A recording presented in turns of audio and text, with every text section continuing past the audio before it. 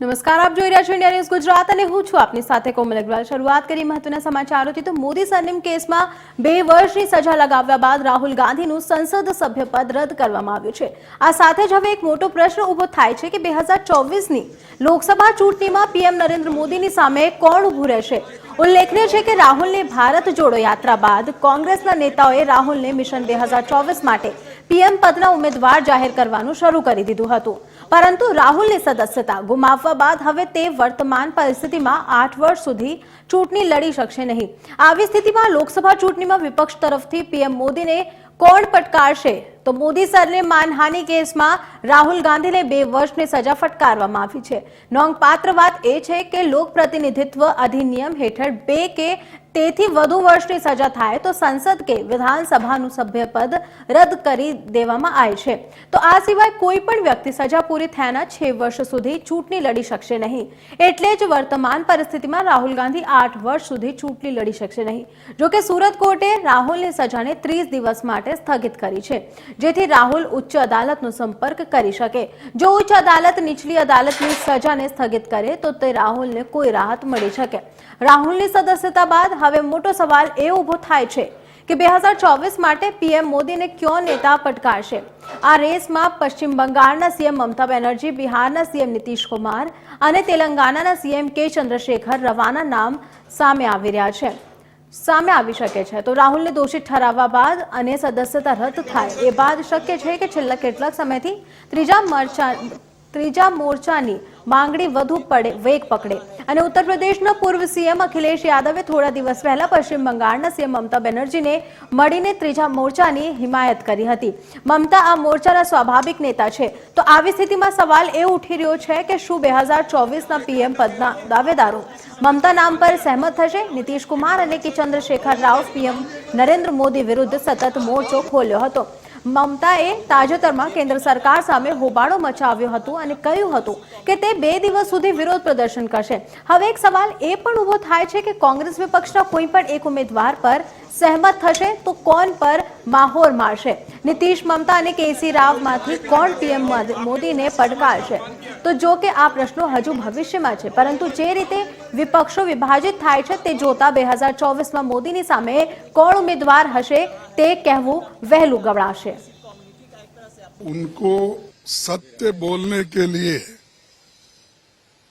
वो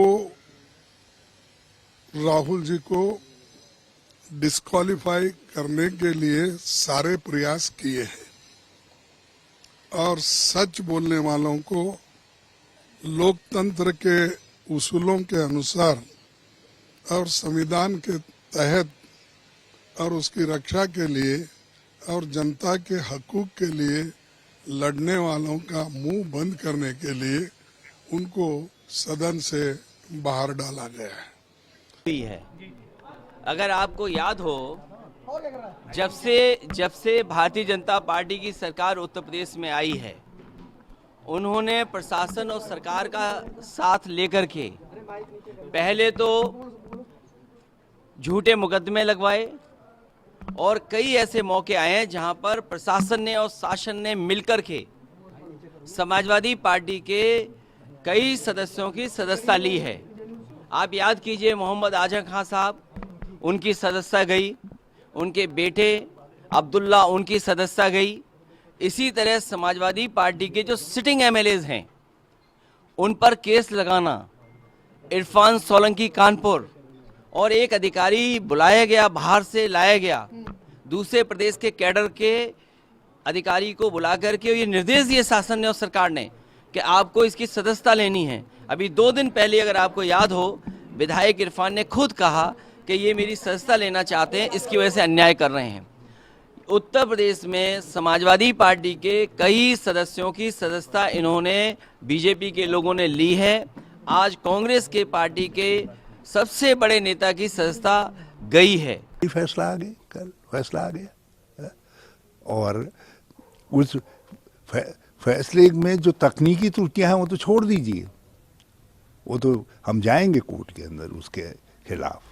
लेकिन जिस प्रकार से कल ही इन्होंने सदस्यता बर्खास्त नहीं की, मुझे आश्चर्य हो रहा था कि ये समझ कहाँ से आ गई इनको, क्यों क्यों ये एक मैं मुझे लगा शायद अपील में देखना चाहते हैं, लेकिन भाजपा में इतना बड़ा दिल कहाँ से, और उन्होंने तत्काल आज सदस्यता समाप्त कर दी। लेकिन उससे हमें कोई चिंता नहीं है।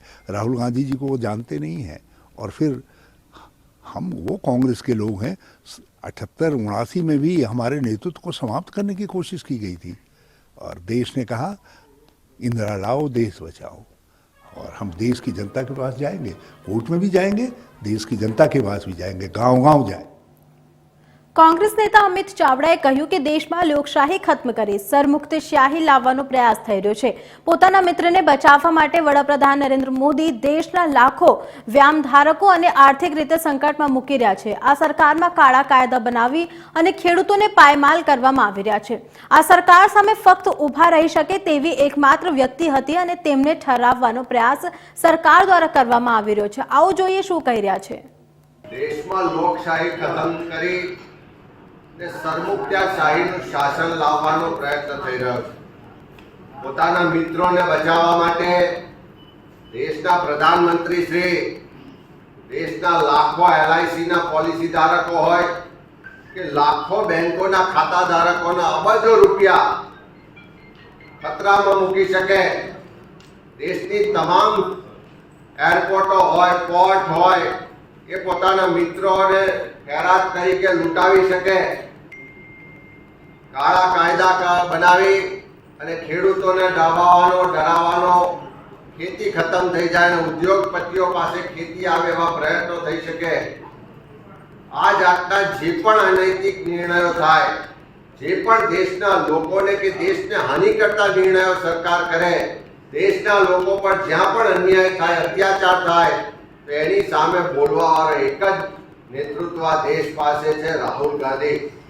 અને જ્યારે જ્યારે મહિલાઓ પર અત્યાચારની વાત કરી, ખેડૂતોને અન્યાયની વાત કરી, ઉદ્યોગપતિ મિત્ર અદાણી હોય કે બીજા હોય, એમને માટે દેશની તિજોરીને દેશના લોકોના ભોગે લાભ કરાવવાની વાત કરી, ત્યારે સરકારે હંમેશા એમને ડરાવવાનો દબાવવાનો પ્રયત્ન કર્યો। ઈડીના નામે પૂછપરછ કલાકો સુધી થાય, ખોટા કેસો કરી અને દેશના જુદા જુદા રાજ્યોમાં હેરાન પરેશાન કરવામાં આવે। અને કોર્ટોમાં પણ જેમ ગુજરાતમાં સુરતની કોર્ટનું એક જજમેન્ટ આવ્યું, પણ આખી પ્રક્રિયા જોવો તો જે રીતે ન્યાયતંત્રની પ્રક્રિયા એ કેસમાં થવી જોઈએ કરવામાં ના આવે, ક્યાંક અધવચ્ચે જજની બદલી થઈ જાય, ક્યાંક કેસને લાંબો ખેંચવા માટે હાઈકોર્ટના ટેકનિકલ કારણોસર કેસ લાંબો ખેંચવામાં આવે, અને જે રીતે જજમેન્ટ આવ્યું એક જ દિવસમાં એના નામે જે રાહુલ ગાંધીની સદસ્યતા રદ કરવાનું પગલું આ ભારતીય જનતા પાર્ટીની સરકારે લીધું છે। એનાથી સ્પષ્ટ છે કે દેશમાં કોઈ પણ વ્યક્તિ સરકાર સામે અવાજ ઉઠાવે તો એને દબાઈ દો, કોઈ પણ વ્યક્તિ સરકારના ખોટા નિર્ણયોનો વિરોધ ના કરે, કોઈ પણ વ્યક્તિ આંદોલન ના કરે, કોઈ પણ વ્યક્તિ અંગના ભ્રષ્ટાચારને ખુલ્લો ના પાડે, એ માટે ડર અને ભયનો માહોલ ઉભો કરવાનો આ પ્રયાસ છે।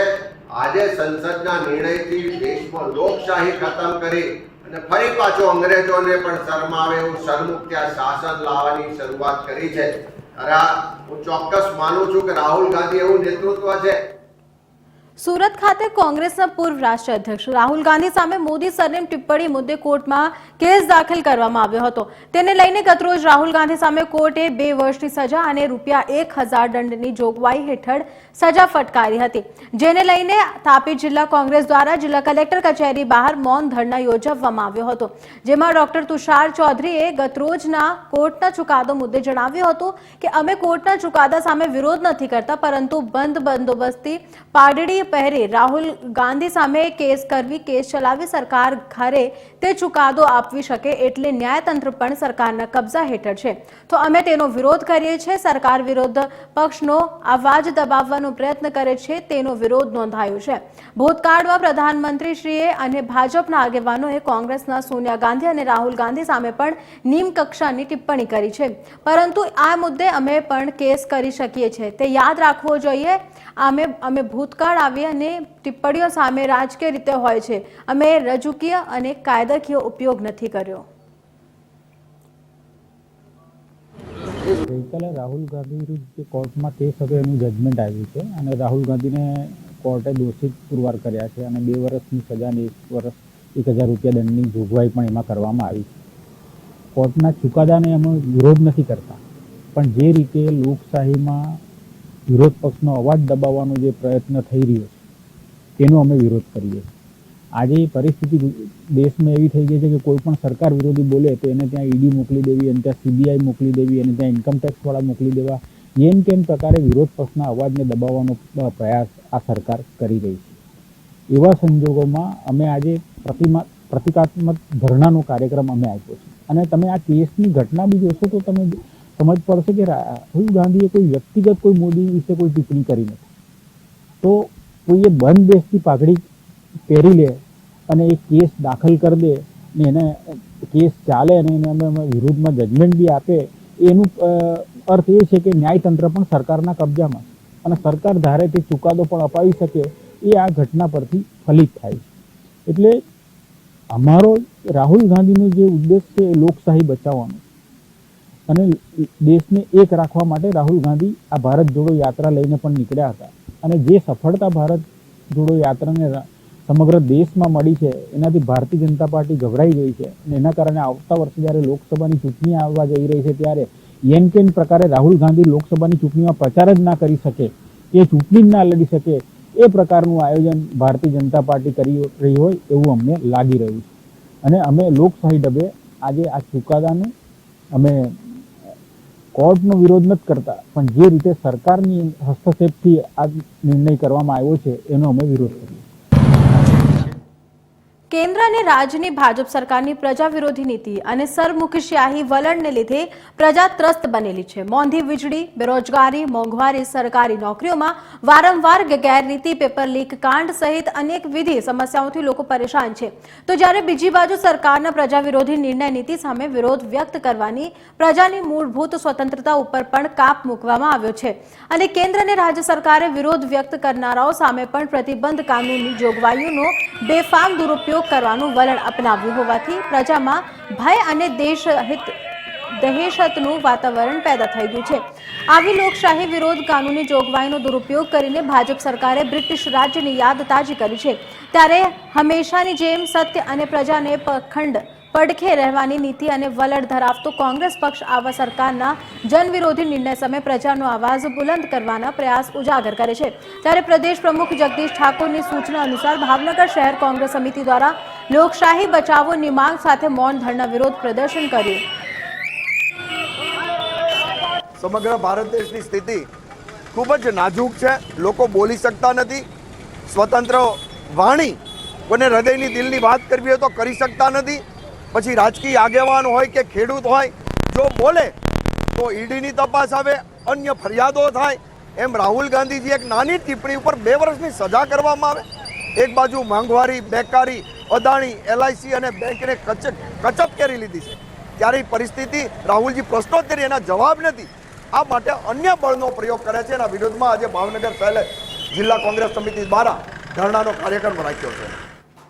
વડાપ્રધાન નરેન્દ્ર મોદી 24 માર્ચે વારાણસીમાં વન વર્લ્ડ ટીબી સમિટને સંબોધન કર્યું અને 1780 કરોડ રૂપિયાથી વધુના પ્રોજેક્ટનો શિલાન્યાસ પણ કર્યો. ટીબી દિવસના અવસર પર વડાપ્રધાન નરેન્દ્ર મોદી તેમના સંસદીય ક્ષેત્રમાં સંયુક્ત રાષ્ટ્ર સમર્થિત સંસ્થા સ્ટોપ ટીબી પાર્ટનરશિપ ઉપરાંત આરોગ્ય અને પરિવાર કલ્યાણ મંત્રાલય દ્વારા આયોજિત વન વર્લ્ડ ટીબી સમિટને સંબોધન કર્યું હતું. વડાપ્રધાન નરેન્દ્ર મોદીએ દેશભરમાં ક્ષય રોગ નિવારણની સંક્ષિપ્ત સારવાર અને ક્ષય રોગ માટે કુટુંબ કેન્દ્રિત સંભાળ મોડેલની સત્તાવાર શરૂઆત કરી અને ટીબી મુક્ત પંચાયતો સહિત અનેક પ્રોજેક્ટ લોન્ચ કર્યો. આ પ્રસંગે તેઓ ભારતનો વાર્ષિક ટીબી રિપોર્ટ 2023 પણ બહાર પાડ્યો. વડાપ્રધાન આ રોગને દૂર કરવા માટેના યોગદાન માટે પસંદગીના રાજ્યો, કેન્દ્ર શાસિત પ્રદેશો અને જિલ્લાઓનું પણ સન્માન કર્યું હતું. માર્ચ 2018માં રાષ્ટ્રીય રાજધાનીમાં આયોજિત કોન્ફરન્સને સંબોધિત કરતી વખતે વડાપ્રધાન નરેન્દ્ર મોદીએ નિર્ધારિત સમય કરતા 5 વર્ષ પહેલા 2025 સુધીમાં ટીબી સંબંધિત ટકાઉ વિકાસ લક્ષ્યને હાંસલ કરવા હાકલ કરી હતી. પીએમના નિવેદન અનુસાર વન વર્લ્ડ ટીબી સમિટના લક્ષ્યો પર વધુ ચર્ચા કરવાની તક પૂરી પાડશે, જ્યાં દેશ તેના ઉદ્દેશોને પ્રાપ્ત કરવા તરફ આગળ વધી રહ્યો છે. તેમાં કહેવામાં આવ્યું છે કે છેલ્લા 9 વર્ષમાં મોદીએ વારાણસીને કાયાકલ્પ કરવા અને શહેર અને તેના આસપાસના રહેતા લોકો માટે જીવન સરળ બનાવવા પર વિશેષ ધ્યાન આપ્યું છે. પીએમ સંપૂર્ણાનંદ સંસ્કૃતિ યુનિવર્સિટીના મેદાનમાં આયોજિત એક કાર્યક્રમમાં ₹1,780 કરોડથી વધુના પ્રોજેક્ટનો શિલાન્યાસ કર્યો. તેઓ વારાણસી કેન્ટ સ્ટેશનથી ગોંદોલિયા સુધીના પેસેન્જર રોપવેનો શિલાન્યાસ પણ કર્યો. આ પ્રોજેક્ટની અંદાજિત કિંમત ₹645 કરોડ છે અને રોપવે સિસ્ટમ 5 સ્ટેશનો સાથે 3.75 કિલોમીટર લાંબો છે. વડાપ્રધાન ભાવનપુર ખાતે નમામી ગંગે યોજના હેઠળ 55 MLD ગટર શુદ્ધિકરણ પ્લાન્ટનો શિલાન્યાસ કર્યો, જેનું નિર્માણ ₹300 કરોડથી વધુના ખર્ચે કરાવવામાં આવશે. आज आधुनिक विश्व को इंटीग्रेटेड विजन दे रहा है, इंटीग्रेटेड सॉल्यूशंस दे रहा है. इसलिए ही प्रेसिडेंट के तौर पर भारत ने G20 समिट की भी थीम रखी है, one world, one family, one future. ये थीम एक परिवार के रूप में पूरे विश्व के साझा भविष्य का संकल्प है. अभी कुछ समय पहले ही भारत ने वन अर्थ, वन हेल्थ के विजन को भी आगे बढ़ाने की पहल की है.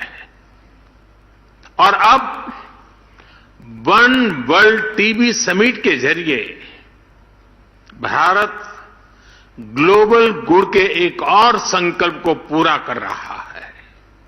साथियों, 2014 के बाद से भारत ने जिस नई सोच और अप्रोच के साथ टीबी के खिलाफ काम करना शुरू किया, वो वाकई अभूतपूर्व है. भारत के ये प्रयास आज पूरे विश्व को इसलिए भी जानने चाहिए क्योंकि ये टीबी के खिलाफ वैश्विक लड़ाई का एक नया मॉडल है. बीते 9 वर्षों में भारत ने टीबी के खिलाफ इस लड़ाई में अनेक मोर्चों पर एक साथ काम किया है.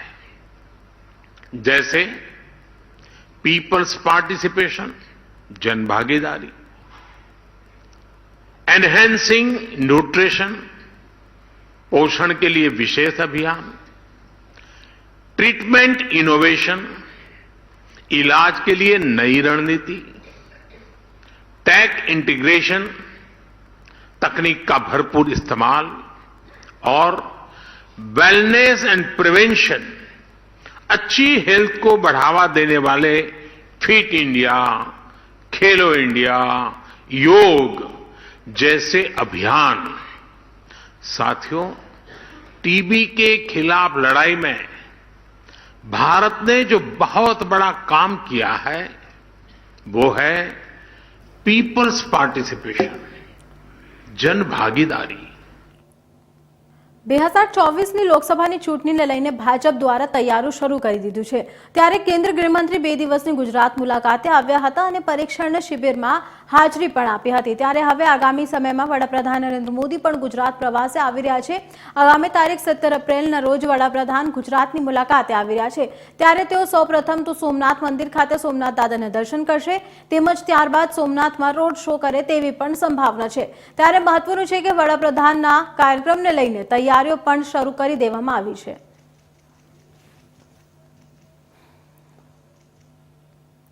જસદણમાં એસબીઆઈ બેંકની બાજુમાં આવેલ એસબીઆઈ સર્વિસ પ્લાન્ટમાં આધાર કાર્ડ અને પેન કાર્ડ સાથે લિંક કરવાના નામે લોકો પાસેથી મનમાફો તેમ પૈસા વસૂલ કરવામાં આવી રહ્યા છે. તેને લઈને જાગૃત નાગરિકો દ્વારા જસદણ પ્રાંત કચેરી ખાતે આવેદનપત્ર આપવામાં આવ્યું. જસદણ એસબીઆઈ બેંકની બાજુમાં આવેલ એસબીઆઈ સર્વિસ પોઈન્ટ ચલાવનાર શૈલેષ બડલામિયા પોતાની મનમાની કરતો હતો અને ગ્રાહકો પાસેથી મનમાફો તેમજ આધાર કાર્ડ અને પેન કાર્ડ રૂપિયા લેતો. શૈલેષ બડમાલિયા નામનો યુવક સરકારના આદેશ મુજબ આધાર કાર્ડ અને પેન કાર્ડ લિંક કરવાના હોય છે, જેને લઈને હાઈકોર્ટ દ્વારા 1 વર્ષની મુદત લંબાવવામાં આવી છે. ત્યારે લોકો જ્યારે જસદણ SBI સર્વિસ પોઈન્ટ પર આધાર કાર્ડ અને પેન કાર્ડ લિંક કરાવવા માટે જાય છે ત્યારે રૂપિયા 1000ની પહોંચ આપે છે અને 200 બીજા વધારના પડાવવામાં આવે છે. અમુક લોકોને પહોંચ પણ આપવામાં નથી આવતા, જેથી જસદણ શહેરમાં પેન કાર્ડ કઢાવવામાં રૂપિયા 200 લેવામાં આવે છે. તમે શું કરો? અમે જમા ઉપાડ કરીએ ખાતામાં SBI સર્વિસ પોઈન્ટ છે, એમાં તમારે શું લેવા દેવા? અમારે SBI માં અમારું છે ઓલું છે SBI સર્વિસ પોઈન્ટ છે. SBI વાળા એમ કે અમારે એકાઉન્ટ સિવાય એની કોઈ લેવા દેવા નથી. એકાઉન્ટ સિવાય મતલબ નથી. આધાર કાર્ડ અને પાન કાર્ડ કરવાના 1000 રૂપિયાની પહોંચ આપો છો, 200 રૂપિયા બીજા 1200. ના 1200 રૂપિયા નથી લેતા. અમે જે કઈ સ્લીપ આપીએ છીએ એટલા જ પૈસા લઈએ છીએ. એક્સ્ટ્રા અમે 1 પણ રૂપિયા નથી લેતા. નહીં આપણને એક પૈસા તદ્દન ખોટી ફરિયાદ છે. 1500 ની એન્ટ્રી બોલે છે, પૈસા ઉપાડ્યા બેંકની એન્ટ્રી ઈ પૈસા જમા ઉપાડની વસ્તુ અલગ છે. તમને આપ્યો છે નહીં, સરકારનો પરિપત્ર છે. અમારે જે કઈ લઈએ છીએ એની સામે અમે પહોંચ આપીએ જેટલા પૈસા લઈએ છીએ. 1 રૂપિયા આપણે એનાથી વધારે નથી લીધા. ભાઈને 1200 દીધા. ના વાત ખોટી, તદ્દન વાત ખોટી છે. ના તદ્દન વાત ખોટી છે. હા બરાબર છે. અમે જેટલા પૈસા લઈએ અમે એટલી સ્લીપ આપીએ છીએ. ના જે કઈ લઈએ છીએ એની સ્લીપ આપીએ. અમે 1 રૂપિયા કોઈ દી વધારે. તમારું નામ શું છે? ભાઈ મારું નામ અલારકભાઈ ગફુરભાઈ ગોગદા છે. શું તમારા બનાવ બન્યો? મારે પાન કાર્ડ ને રિંગ કરાવવા જોર આવ્યો તો તમારે 1200 રૂપિયા દેવાના થાય. તો મેં કીધું ભાઈ મને રિંગ કરી દો. તો મેં એમને 1500 ઉપાડ્યા, મને એને 300 પાછા આપ્યા. મને કે 2 દી કેડે તમે આવજો, હું તમને રેડ આપીશ. તો હું ગુરુવારે આવ્યો, મને કાંઈ પહોંચ આપી નહીં એમને. વગર પહોંચતા પૈસા હા. લીધા? હવે તમે શું કરવા માંગો છો? હવે એ મને તો આમાં કાંઈ ખબર પડતી નથી. અભણ માણસ છે, જે હોય એનો ન્યાય મને આપો. પાલનપુર નગરપાલિકા ભંગાર કૌભાંડ મુદ્દે કસૂરવારો સામે ફરિયાદ નોંધાવવાની માંગ સાથે વિરોધ પક્ષના નેતા સિમલા ગેટ વિસ્તારમાં છેલ્લા 4 દિવસથી ઉપવાસ પર બેઠા છે, જેમની પંખડાએ આજરોજ શુક્રવારે કોંગ્રેસના આગેવાનોએ ચીફ ઓફિસરને મળી તેમની માંગણી પૂરી કરવી પારડા કરવામાં આવે તેવી રજૂઆત કરી હતી. પાલનપુર નગરપાલિકા ભંગાર અપસેટ કિંમત કરતા પણ ઓછી કિંમતે વેચી મારવાની ફરિયાદના પગલે વિરોધ પક્ષના નેતા અંકિતા ઠાકોર દ્વારા કસૂરવાર સામે ફરિયાદ નોંધાવવા પોલીસ સ્ટેશનમાં લિખિત રજૂઆત કરવામાં આવી છે, પરંતુ આજ દિન સુધી ફરિયાદ નોંધાતા ચોથા દિવસે કોંગ્રેસના આગેવાનો ભરતસિંહ સોલંકી, દિનેશભાઈ ગઢવી, લક્ષ્મીબેન કરણ, સેનજીભાઈ દેલવાડિયા સહિત આગેવાનો ધરના સ્થળ પર બેઠા હતા. ત્યારબાદ આ બાબતે કોંગ્રેસના આગેવાનો ચીફ ઓફિસરને નવનીત પટેલને મળી રજૂઆત કરી હતી કે વિરોધ પક્ષના નેતા પાલિકાની ગેરરીતિ મુદ્દે ધરના પર બેઠા છે. પાલનપુર નગરપાલિકામાં જે કૌભાંડ આચરી રહ્યા છે એના હમણાં જે કૌભાંડ સ્ક્રેપનું છે, ભંગારનું છે, તમામ પુરાવાઓ, તમામ આધારભૂત પુરાવાઓથી અમે અહીંયા બેઠા છીએ ધરણાના કાર્યક્રમ ઉપર. આની આ વાત અમારા વિપક્ષ નેતા અને અમારા સૌ સદસ્યશ્રીઓએ પોલીસમાં પણ જાણ કરી. ફરિયાદ આપી જાઓ, FIR નહીં. આ સંવિધાનમાં અથવા IPCમાં ક્યાં લખેલું છે કે તમે ફરિયાદ જ હોય? ફરિયાદની કોઈ જોગવાઈ જ નથી ભારતીય સંવિધાનમાં. એક જ જોગવાઈ છે FIRની, અને FIR કોઈ પણ વ્યક્તિ કોઈના બી વિરુદ્ધમાં આપી શકે. પોલીસે પછી એના મુજબ તપાસ કરીને એ કદાચ FIR ક્વોશ કરે અથવા તો એનો ન્યાય અલગ રીતે કરે. આજે છેલ્લા 4 દિવસથી અમારા વિપક્ષના નેતા અંકિતાબેન અને નગરપાલિકાના તમામ કોર્પોરેટરો, જે નગરપાલિકાના ચેરમેન દીપક પટેલ દ્વારા સ્ક્રેપ કૌભાંડ આચરવામાં આવ્યું, પોલીસ ફરિયાદ પણ આપવામાં આવી, છતાં પણ હજી સુધી એના સામે કાર્યવાહી નથી થતી. ભય, ભૂખ અને ભ્રષ્ટાચારની નાબૂદની વાત કરવાવાળી આ ભારતીય જનતા પાર્ટીની સરકાર અને નગરપાલિકાના એના બધા આંકાઓ જે રીતે ખુલ્લેઆમ ભ્રષ્ટાચાર કરી અને પાલનપુર નગરપાલિકાને જે ભ્રષ્ટાચારનો અડ્ડો બનાવી દીધા છે, એના વિરોધમાં અગાઉ પણ અમારા નગરપાલિકાના વિપક્ષના નેતા અને બધા કોર્પોરેટરો બેઠા હતા. અમે પણ અમારા શીર્ષ નેતૃત્વ સાથે બેન અંકિતાબેનને પારણા કરાવ્યા અને પોલીસે ખાતરી આપી હતી PI કે અમે ટૂંક સમયમાં FIR કરી અને લાગતા વળગતા જે લોકોએ ભ્રષ્ટાચાર કર્યો છે એમના વિરુદ્ધમાં પુરાવો એકઠા કરી અને કાર્યવાહી કરશું. તો હાલ સમાચારમાં આટલું જ. વધુ સમાચાર માટે જોતો રહેજો ન્યૂઝ ગુજરાત, ગુજરાતની ધડકન. નમસ્કાર.